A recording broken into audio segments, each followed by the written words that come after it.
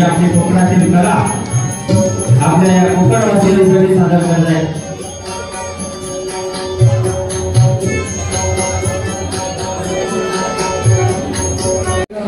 आदरणीय एक उत्कृष्ट कलाकार आता जग म्हटलं ज्यांच्या नावात विजय आहे, येणाऱ्या आगामी निवडणुकीत विजय आपलाच होईल अशी मी प्रार्थना करतो। आणि तुम्ही म्हणाला की दशावतार एवढ्या छोट्या जागेत आम्ही सादर करतो, कसं आहे माझ्या कलेश्वर दशावतार नाट्य मंडळाच्या वतीने मी तुमचं ऋण व्यक्त करेन, आभार व्यक्त करेन।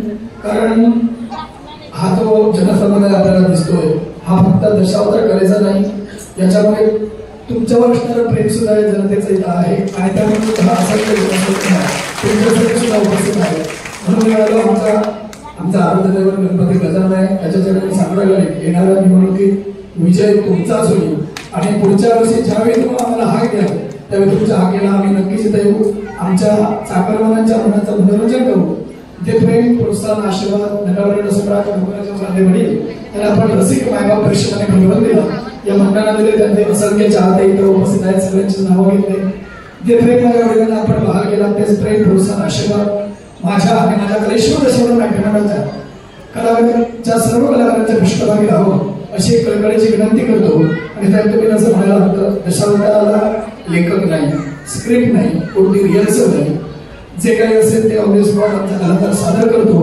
फक्त आम्ही सगळे कलाकार एकत्र बसून चर्चा करतो आणि त्यातून दशावतार सादर केला जातो।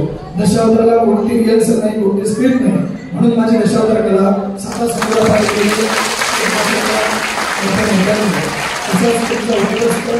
आमच्या दशावतार कलेच्या पृष्ठभागी सदैव राहा अशी विनंती करतो। आणि एक मोठं व्यासपीठ उपलब्ध करून दिला त्याबद्दल माझ्या कलेश्वर दशावतार नाट्य मंडळ आणि माझ्या संपूर्ण दशावताराच्या वतीनं मी तुमचे आभार व्यक्त करतो। इथंच थांबतो। जय जय।